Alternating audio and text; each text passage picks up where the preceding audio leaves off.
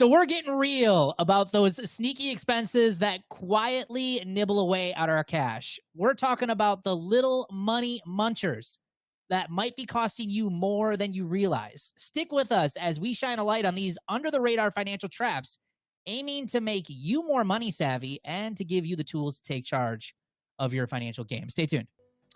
Hey, everyone. Welcome to today's show. I am Brad Nelson, founder of The Debt Free Dad. I paid off $45,000 of debt, have been debt-free now for more than 11 years outside of my mortgage, and I've helped thousands of other people save and pay off tens of millions of dollars with the work that we do here at Debt Free Dad. And I'm Amber Taylor, and we have paid off over $54,000 in debt, and we did that in 20 months. And I'm Chris Hawkins, and my wife and I started our journey in 2005, almost 20 years ago.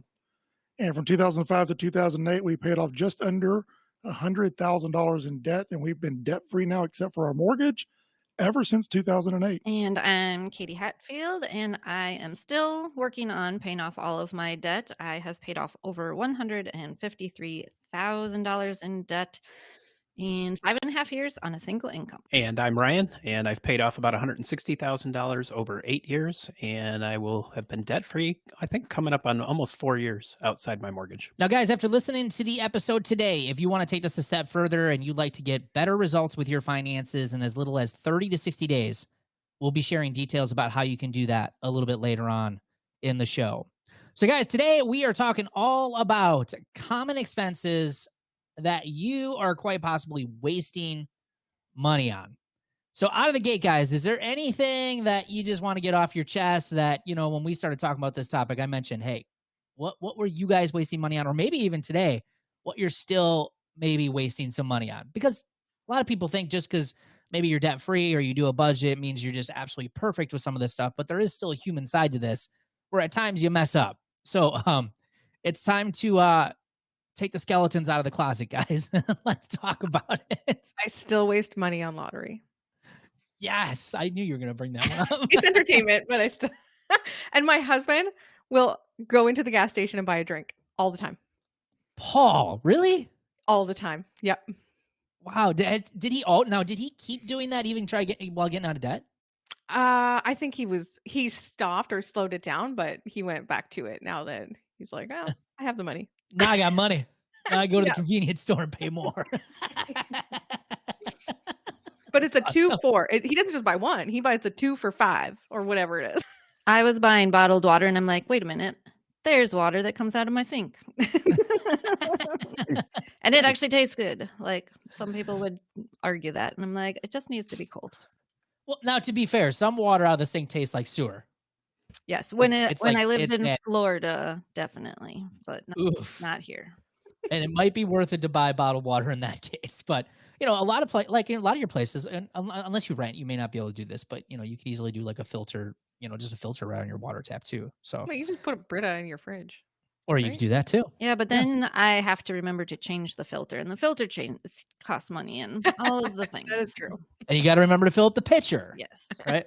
I was sharing with my wife about this episode, what we were doing, and I told her that I was going to share this, and she just laughed because she thought it was pretty funny. To this day, and in the middle of getting out of debt, I love to do home projects. I love to just build things and just do stuff around the house. Two things that I waste money on. One is I am a measure once and cut twice kind of guy.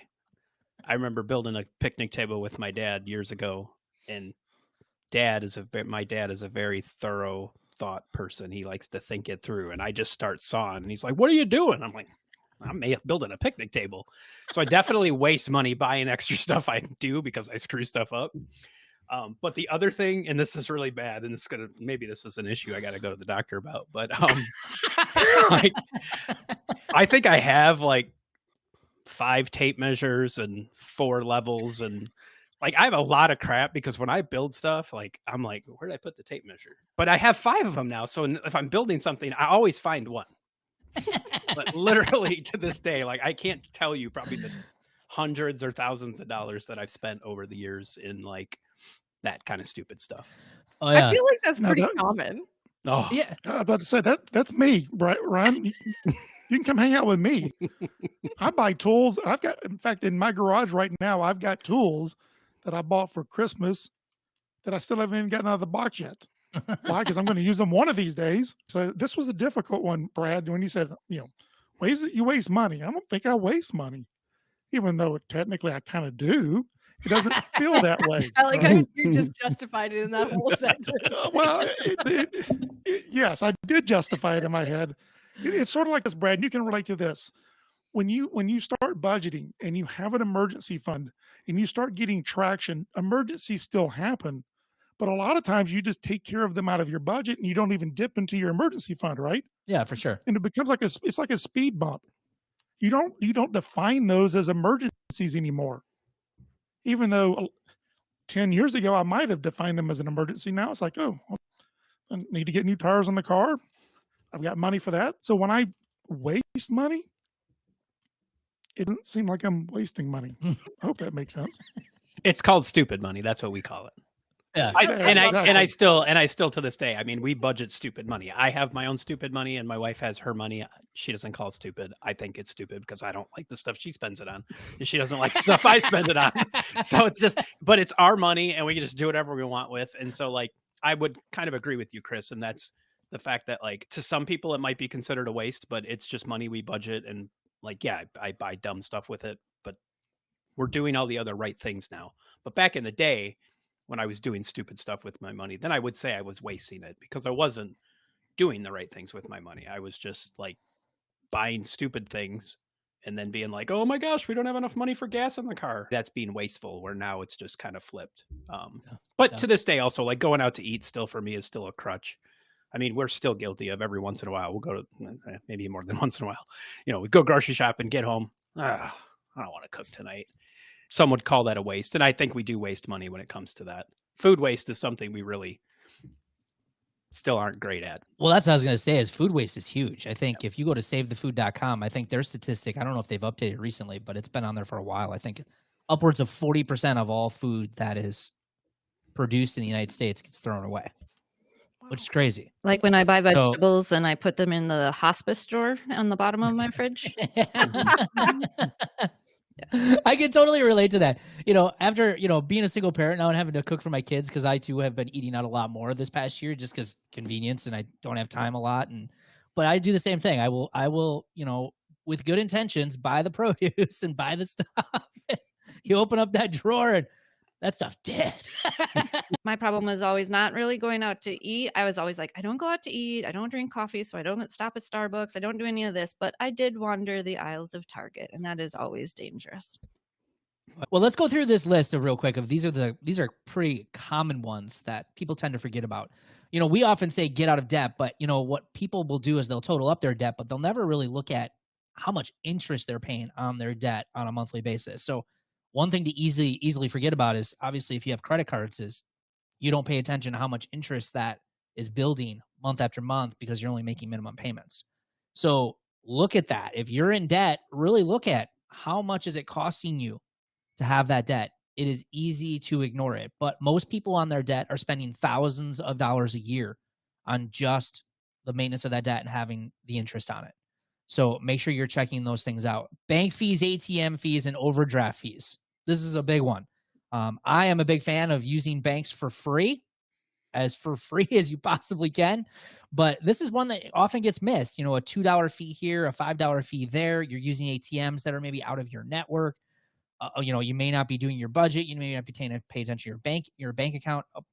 This was probably back 3-4 years ago, but I think at that time, banks were making over $30 billion a year on overdraft fees. $30 billion for people to mess up their bank account. That's crazy.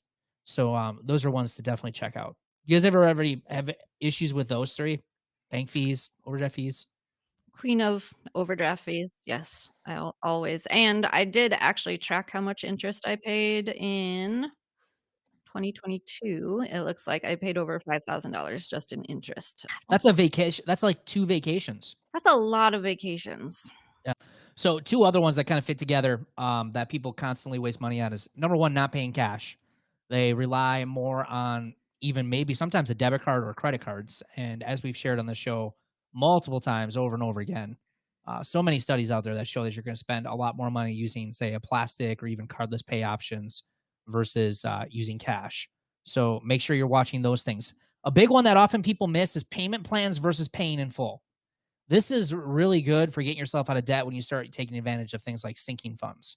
I mean, there's so many advantages to paying in full. Like we camp, we're seasonal campers, and I pay my seasonal camping fees uh, all at once because I get a discount when you pay in full.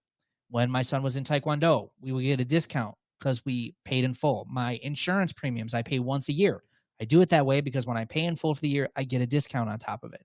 So when you get better at budgeting, when your cash flow is getting better and you're able to start allocating money every single month to these particular sinking funds for these different expenses that are coming up and you can pay in full, you typically can save a lot more money than, say, opting in for payment plans. And even smaller ones like paying in full subscriptions. Like we just renewed one of our TV subscriptions that we have. And I mean, we save, I think, 25% or 30% by paying for a year rather than paying it monthly. So one area, guys, that I definitely am a victim of probably wasting money is the single-use items. I am like a paper plate kind of person. I know there's a lot of people who might be against that because it's so wasteful. Would you just do your dishes or put them in the dishwasher? Well, I don't have a dishwasher. And I hate, like, especially now that it's just me, like dishes pile up like crazy. So I am a big fan of like plastic forks and plates and things that we could just throw away because it saves me time. Now I get that it costs more money, but it also saves me time, which my time right now is way more valuable than a few pennies here on a like a plastic fork or a paper plate. But I gotta tell you, paper plates are freaking expensive. I was at the store the other day picking them up. I was like, ooh, these are getting to be a lot of money. I was like, and I'm thinking about all of that just gets thrown away right in the garbage. But think about that. Single-use items, big one. The only time that we use single-use items like paper plates and stuff is when we have like a big gathering, a barbecue or something. It's shocking to me that people use these on a regular basis. If Brad's having you over for steaks, bring your own steak knife. Otherwise, you're going to be sawing. You're going to be sawing with a plastic knife. Now, hey, now if we're going to have steaks, we're going to have paper plates and real steak knives. All right, I do have those. One of the other ones on here, though, for me, and I mean, I know some of us have been guilty of this, is just cars in general. I wasted so much. Like, if I could go back, I mean, we were buying cars, I felt like every few years there for a while. We leased cars for a while because we couldn't afford the car we wanted. I think right now, I mean, my suggestion, especially, I think we probably need to do an episode on this coming up, is because the car market, as we're recording this in early March of 2024, is all over the place. There are predicting a lot of crashes happening when it comes to the used and new car market. It's coming. It's probably already happening. And this whole idea that, used cars are just as expensive as new cars, that may have been true during COVID for a little while. But it looks like that is quickly changing based on a lot of things that we're seeing on TikTok trends and dealerships and all the stuff that's kind of happening at auctions and things. So I think the best thing is just make sure you do your homework. Don't haphazardly get yourself into a car. I mean, you really want to make sure you're doing your homework, especially with the market the way that is right now. But I'm with you, Ryan. I did the same thing. Wasted so much money on cars and vehicles through my late teens all the way through probably 30 years old. I think I had like 13 or 14 cars in that time period. I had a coworker a few years ago who I think he went through 8 cars in 1 year for a variety of reasons. Like he bought a brand new car and a student in the parking lot backed into it and dented the bumper a little bit. He's like, well, I got to get rid of that car because, as soon as you're in an accident, all kinds of things start happening. So if you want to pay off debt, save more money, and take control of your finances and start seeing some amazing results here in just the next 30 to 60 days, all you have to do is head over to debtfreedad.com, click on the green button at the top of the page, and we're going to show you how you can get started in just a quick 15-minute video. So the Totally Awesome Debt Freedom Planner is helping so many people make consistent progress with their finances. Whether that be building emergency funds, paying down bills, budgeting, tracking paydays, saving up for larger purchases, goal planning, and planning for those irregular yearly expenses that always seem to catch you by surprise. Now, the Debt Freedom Planner will help you take the stress out of managing your money And if the thought is running through your mind, hey, I just need to have a simple tool to get my finances together, this planner is perfect for you. Head over to therealdebtfreedad.com, click on the Debt Freedom Planner in the menu at the top of the page, and order your Debt Freedom Planner today. Let's talk about that, baby. Let's talk about your money. Let's talk about all the good things, all the bad things that may be. Let's talk about that. And that sound means it's time for the celebrations of the show. First, we have Nicolette. I finished my emergency fund. Heck yeah, way to go, Nicolette. Congratulations. Kathleen says, had my budget done and in place before the first of the month. You all, this is the first time. Not good, I know, but I will never give up and continue to get better each and every day with this budget stuff. Kathleen, it always starts with that first one. Great job getting it done. And Kim says, my mindset is changing. I can see it. She says, I hope to stay motivated throughout this journey to be debt-free that's and awesome, increase Kim. my retirement savings. And I get to do my own celebrations. So I paid off 2 credit cards and a chunk of a third with my annual bonus, which would have been way more fun to use towards something nice. But I also earned a free all expenses paid cruise by working my tail off towards the end of February. And Linda, I am retired and on a fixed income. My budget always includes money for a few rounds of golf. Yesterday, I started a part-time job, which is 1 day a week at a golf course. But it's a little bit of money, but it has free golf. So it's a win-win. Hey, as always, congratulations to all of you who are taking a stand for your financial life and are wanting better. Hey, we get that getting out of debt isn't easy, but with our help and with your consistency and discipline, we promise you this will be some of the best work that you do in your entire life. We'll see you guys on next week's episode.